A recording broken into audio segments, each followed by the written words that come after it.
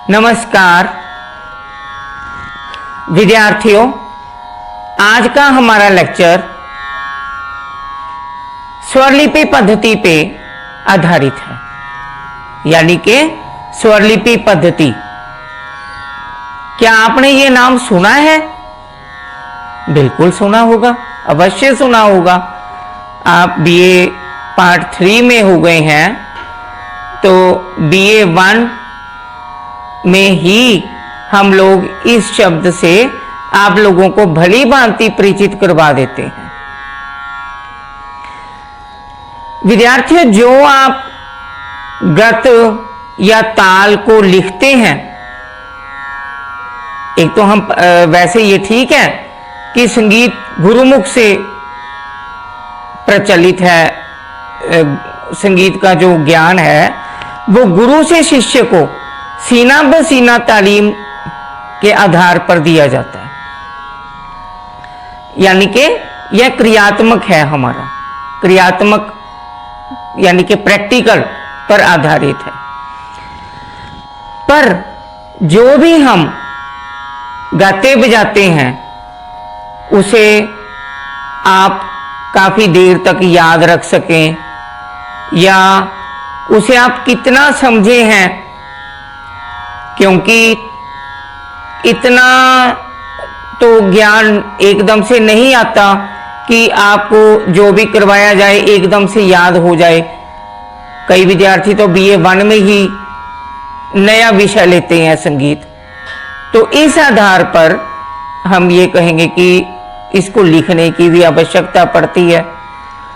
तो जो भी कुछ लिखा जाता है यह स्वरलिपि पद्धति होती है। स्वरों को जैसे बड़े ख्याल को, छोटे ख्याल को, विलंबित गत, द्रुत गत, ये सब चीजें जब लिखी जाती हैं तो स्वरलिपि, और ताल को लिखा जाए तो वो ताल लिपि यानी नोटेशन। तो इसके विषय में आज हम थोड़ा बात करेंगे। संगीत साहित्य और कला। संगीत साहित्य और कला ये उस अमर आत्मा के उत्पादन हैं जिनके द्वारा वह युगों युगों तक चिरंजीवी रहता है। हृदय आस्था ने मनोभावों को भाषा द्वारा अभिव्यक्त करने की प्रेरणा दी और साहित्य का जन्म हुआ। मानव की इस इच्छा के फलस्वरूप कि वह अपने अनुभव तजर्बे से प्राप्त ज्ञान को सुरक्षित रख सके, लेखन कला तथा अक्षरों का आविष्कार हुआ। इस प्रकार इस साहित्य को लिपि द्वारा आलेखित करके उसे चिरंजीवी बनाया। संगीत क्षेत्र में भी विद्वानों ने संगीतोपयोगी ज्ञान जो उन्होंने या उनके पूर्वजों ने अर्जित किया था उसको हर समय सुरक्षित रखने का हर संभव प्रयत्न किया। सामान्यतया संगीत लिपि के लिए स्वरलिपि संज्ञा प्रचार में है, किंतु स्वरलिपि यह शब्द संगीत की लिपि के अर्थ में पूर्ण नहीं प्रतीत होता, क्योंकि संगीत की लिपि में केवल स्वरों का लेखन नहीं होता, अपितु लय, मात्रा, ताल, गीत के शब्दों आदि का भी समावेश रहता है। ये सभी बातें संगीत की लिपि में ही सन्निहित हैं, परंतु प्रचार में स्वरलिपि अधिक प्रचलित है। स्वरलिपि से तात्पर्य किसी गीत या राग की गत के बोलों को स्वर और ताल सहित लिखना है। ताल को भी यदि उसके बोल, विभाग आदि सहित लिखा जाएगा तो वह ताल की स्वरलिपि कहलाएगी। इसी प्रकार आलाप को बोलों, स्वरों में लिखें तो वह आलाप की स्वरलिपि होगी। उपरोक्त विवरण के आधार पर यदि हम यह कहें कि किसी गाने की कविता अथवा साजों पर बजाने की गत को स्वर और ताल के साथ जब लिखा जाता है तब उसे स्वरलिपि यानी नोटेशन कहते हैं, तो अतिशयोक्ति नहीं होगी। स्वरलिपि पद्धति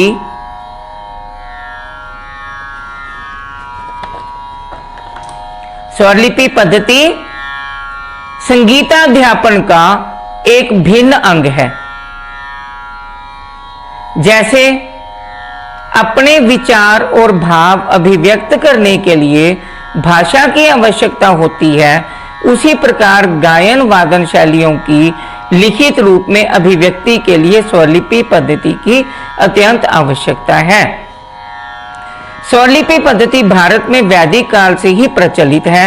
महर्षि पाणिनि के समय से ही षड्ज, ऋषभ, गांधार, मध्यम, पंचम, दैवत, निषाद को संक्षिप्त रूप में क्रमशः सा रे गा मा पा धा नी के रूप में प्रयुक्त किया जाने लगा।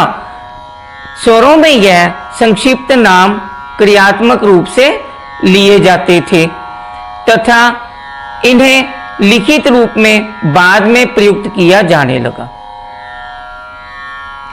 उनसे केवल इतना ही बोध होता था कि अमुक गायन में अमुक स्वर प्रयुक्त हुए हैं। तीव्र कोमल स्वरों के चिन्ह ना होने के कारण वह ताल, मात्रा, मीड आदि के अभाव में उन स्वरलिपियों से संगीत विद्यार्थी लाभ उठाने में असमर्थ रहे। प्राचीन समय में स्वरलिपि पद्धति का विकास ना होने के और भी कुछ कारण थे। उदाहरणतः क्या कारण थे? पहला क्या है कि उस समय संगीत कला विशेषतया क्रियात्मक यानी कि प्रैक्टिकल रूप में थी। अर्थात प्रैक्टिकल रूप में कैसे थी? गुरुमुख अर्थात गुरुमुख से सुनकर ही विद्यार्थी शिक्षा ग्रहण किया करते थे। दूसरा, लेखन प्रणाली व मुद्रण संबंधी सुविधाएं उस समय आजकल जैसी नहीं थी। मुद्रण यानी प्रिंटिंग, छपाई, प्रकाशन। तीसरा, रागों को जबानी यानी कि मौखिक याद रखा जाता था। चौथा, संगीत कला गुरु से शिष्य को और शिष्य से उसके शिष्य को सिखाने या कंठस्थ कराने की प्रथा थी। प्राचीन समय में उस्ताद अपनी कला को अपने पुत्र अथवा विश्वसनीय शिष्यों को भी लिखकर नहीं बताते थे, बल्कि सीना बसीना सामने बैठकर ही सिखाना पसंद करते थे। पंडित शारंग देव के संगीत रत्नाकर ग्रंथ में मंद्र सप्तक के स्वरों के ऊपर बिंदु लगाने का तथा तार सप्तक के ऊपर छोटी सी खड़ी आड़ी रेखा लगाने का उल्लेख मिलता है। संगीत के बोलों के आगे ठहराव दिखाने के लिए औ यानी बड़ा ओ का चिन्ह प्रयोग किया जाता है। किसी पूरे स्वर को एक मात्रा काल में उच्चारित करने के लिए आ यानी कि बड़ा आ की मात्रा स्वर के साथ लगा देते हैं। जैसे पा, प को बड़ा, ध, धा को बड़ा, नी। उपर्युक्त चिन्हों से ऐसा आभास होता है कि स्वरलिपि का उद्गम अवश्य ही प्राचीन काल में हो गया होगा, क्योंकि संगीत का प्रचार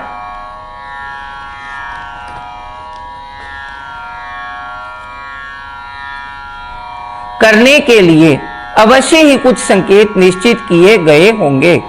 हाँ, यह हो सकता है कि उस समय स्वरांकन प्रणाली का इतना वैज्ञानिक रूप ना रहा हो जो कि आजकल है। श्रीमती एनी विल्सन ने लिखा है, भारत की संगीत लेखन शैली संसार भर में सबसे पुरानी है। सा रे गा स्वर प्रचलित होने से पूर्व भी स्वरलिपि लिखी जाती थी, परंतु उसका स्पष्ट वर्णन हमें कहीं नहीं मिलता। कुछ एक का विचार है कि सामगान के स्वरों को अंकों के माध्यम से दिखाया जाता था, जैसे 1, 2, 3, 4, 5, 6, 7 अंकों का प्रयोग क्रमशः प्रथम, द्वितीय, तृतीय, चतुर्थ, मंद्र, अतिस्वर और कृष्ट के लिए किया जाता था। यही नहीं, अपितु इन अंकों को स्वरों के ऊपर या मध्य में स्थापित करने से स्वर की शुद्ध विकृत अवस्था निश्चित होती थी। पाणिनि के समय में षड्ज, ऋषभ, गांधार, मध्यम, पंचम और दैवत के संक्षिप्त रूप सारे गामा पाधा नी बनकर अरब पहुंचे। स्वरों के ये संक्षिप्त नाम ही स्वर लिपि का संकेत है। सर विलियम हंटर तथा बेवर ने भी लिखा है, क्या लिखा है कि संगीत लिपि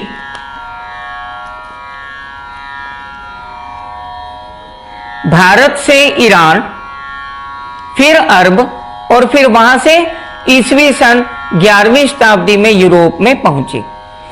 मध्यकाल यानी मुस्लिम युग में स्वरलिपि पद्धति के विकास की ओर ध्यान नहीं दिया गया। मुस्लिम युग में संगीत शिक्षा जनसाधारण तक ना पहुंचने का मुख्य कारण स्वरलिपि पद्धति का अभाव था। उस काल में संगीत की शिक्षा सीना ब सीना दी जाती थी, अर्थात गुरु अपने शिष्य को मौखिक रूप से संगीत की शिक्षा देते थे। अगर किसी कारणवश गुरु का बीच में ही अनफॉर्चुनेटली उसका अंत हो जाता, यानी कि डेथ हो जाती, तो उसके साथ विद्या का भी अंत हो जाता। स्वरलिपि के अभाव के कारण ही भरत, मतंग, शारंग देव, अमीर खुसरो, तानसेन, स्वामी हरिदास, बैजू, सदारंग आदि वाग्यकारों की रचना सुरक्षित नहीं रखी जा सकी। आज उनकी कला को अनुमान रूप में ही प्रस्तुत किया जाता है। ब्रिटिश काल में गीत सूत्रसार के लेखक कृष्णधर बनर्जी ने स्वरांकन प्रणाली को सर्वप्रथम जन्म दिया। उसके उपरांत कलकत्ता के सुरेंद्र मोहन टैगोर और काली प्रसन्न बनर्जी ने पाश्चात्य स्वरांकन प्रणाली के आधार पर तीन रेखा यानी कि उसका नाम था प्रणाली, तीन रेखा प्रणाली। इसको क्या कहते थे? इस प्रणाली को दंड मात्रिका का आविष्कार किया। मौला बख्श ने इनके आधार पर हिंदी में एक रेखा प्रणाली का प्रचलन किया। मौला बख्श कर्नाटकी ने उत्तरी तथा दक्षिणी भारतीय संगीत पद्धतियों का विस्तृत अध्ययन करके तथा उस समय की प्रचलित स्वरलिपि पद्धतियों के चिन्हों का अध्ययन करके एक नई स्वरलिपि पद्धति का आविष्कार किया। प्रोफेसर मौला बख्श कर्नाटकी को भारतीय स्वरलिपि पद्धति का जन्मदाता कहा जाता है। Father of the Indian notation system. किसको कहा जाता है father of the Indian notation system? Professor मौला बख्श कर्नाटकी। इसके अतिरिक्त सुरेंद्र मोहन ठाकुर ने पाश्चात्य स्वरलिपि के आधार पर दंड मात्रिका स्वरलिपि का आविष्कार किया।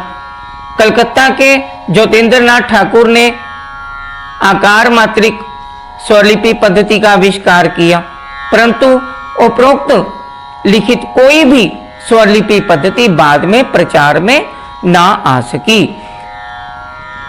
विद्यार्थियों के लिए सुबोध और सरल स्वरलिपि का निर्माण आज से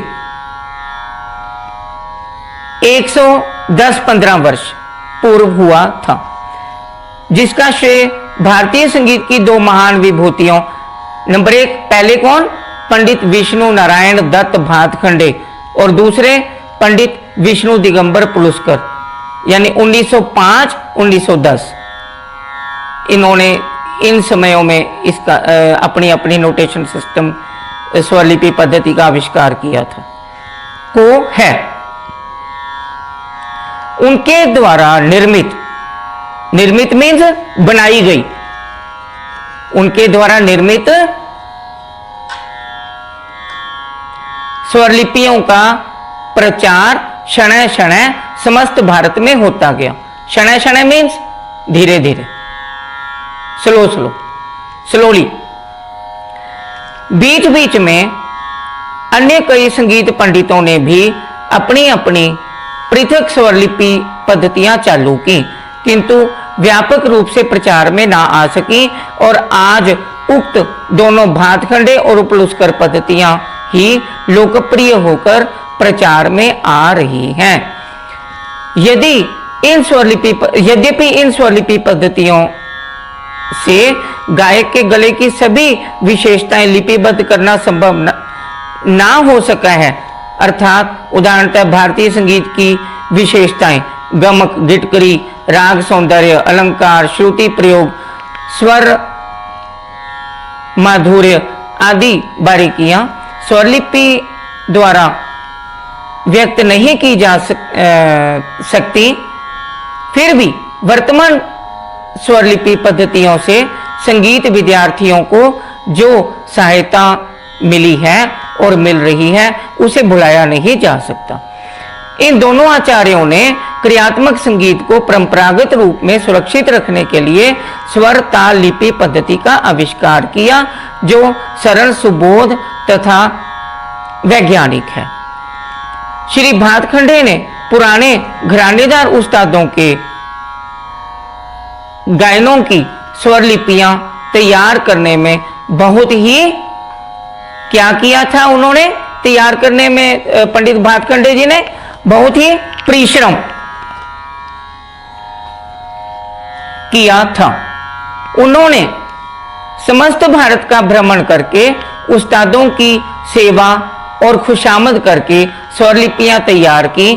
उस समय कुछ ऐसे भी उस्ताद थे जो अपने गाने की स्वरलिपि किसी प्रकार दूसरे व्यक्ति को बनाने की आज्ञा नहीं देते थे। श्री भातखंडे ने बड़ी युक्ति और कौशल से पर्दों के पीछे छिपकर उनका गायन सुना और स्वरलिपियां तैयार की तथा बहुत सी स्वरलिपियां ग्रामोफोन रिकॉर्डों द्वारा भी तैयार की।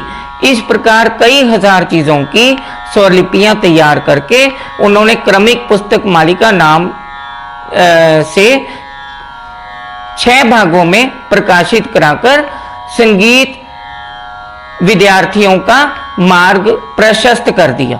मार्ग प्रशस्त कर दिया मीन्स उनको रास्ता दिखाया, संगीत विद्यार्थियों को गाइड किया कि भाई इन स्वरलिपि इसको आप कीजिए, इनकी सहायता लीजिए तो और आपको सारी बंदिशें याद हो जाएंगी। पंडित भातखंडे का विश्वास था कि विशेष राग किस प्रकार गाया जाता है, इसका बोध अगली पीढ़ी को कराने के लिए नोटेशन पद्धति की बड़ी आवश्यकता है।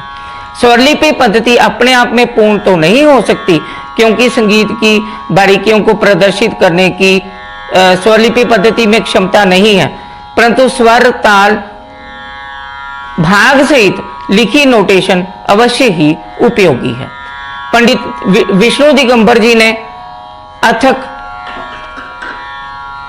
अथक मीन्स बिना थके, अथक प्रयास कर नई स्वरलिपि पद्धति को जन्म दिया, परंतु कुछ जटिल होने के कारण लोकप्रिय ना हो सकी। फिर इनके शिष्यों ने उस स्वरलिपि में संशोधन कर नई स्वरलिपि बनाई और विष्णु दिगंबर स्वरलिपि पद्धति के नाम से प्रचलित किया। पंडित विष्णु दिगंबर पुलस्कर ने कई पुस्तकें तैयार की थी, परंतु पुलस्कर जी की स्वरलिपि पद्धति जो प्रारंभ में उनके द्वारा चालू हुई थी, अब उसमें कुछ परिवर्तन हो गए हैं। यही कारण है कि विष्णु दिगंबर जी की प्रारंभिक मूल पुस्तकों में तथा आज उनके विद्यालयों में चलने वाली राग विज्ञान आदि पुस्तकों के चिन्हों में काफी अंतर पाया जाता है। तथापि वर्तमान स्वरलिपि प्रणाली उनकी प्राचीन प्रणाली से अधिक सुविधाजनक है। यही कारण है कि यह परिमार्जित स्वरलिपि पद्धति ही आजकल प्रचार में आ रही है। संगीत लिपि बनाने के इन यत्नों का तुलनात्मक अध्ययन करने से पूर्व एक दृष्टिकोण समझने योग्य है। हमारी बोलचाल की भाषाओं की भी जगत में भिन्न भिन्न लिपियां हैं, यह हम जानते हैं। उनमें भी वही लिपि सबसे अधिक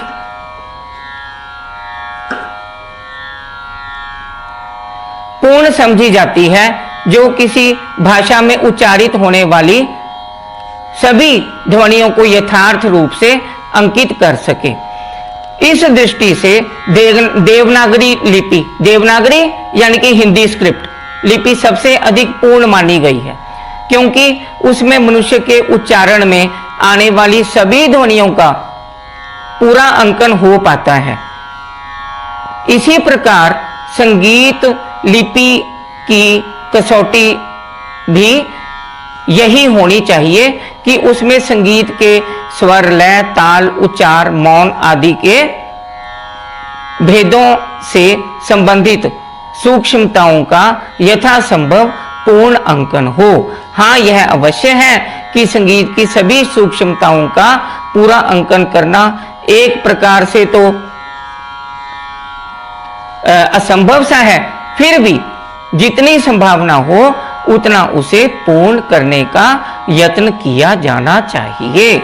तो विद्यार्थियों, ये आज हमने संगीत की जो स्वरलिपि पद्धति यानी कि नोटेशन पद्धति की उत्पत्ति और विकास की कहानी का अध्ययन किया। इसका ओरिजिन कैसे हुआ, डेवलपमेंट कैसे हुई, आजकल अब तक इसका क्या आया हमारे सामने स्वरूप, इसके बहुत मेरिट्स और डिमेरिट्स हैं।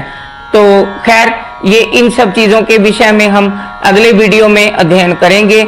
आज का वीडियो आपको अच्छा लगा हो तो इसे दूर दूर तक शेयर करें, ताकि अधिक से अधिक विद्यार्थी इस चैनल से लाभ उठा सकें, इस टॉपिक से लाभ उठा सकें। अच्छा लगे, ज़्यादा से ज़्यादा विद्यार्थियों से चैनल सब्सक्राइब करवाएं और ज़्यादा से ज़्यादा इस वीडियो को लाइक करें, कमेंट्स अच्छे अच्छे दें, ताकि मेरा और भी उत्साह हो बढ़े और मैं आपके लिए बढ़िया से बढ़िया और भी जानकारियाँ मुहैया करवा सकूं, दे सकूं, आपको और भी अच्छे ढंग से आपको तालीम लेने में सहायता मिल सके। तो आज के लिए इतना ही, तो मिलते हैं अगले वीडियो में। तब तक के लिए नमस्कार।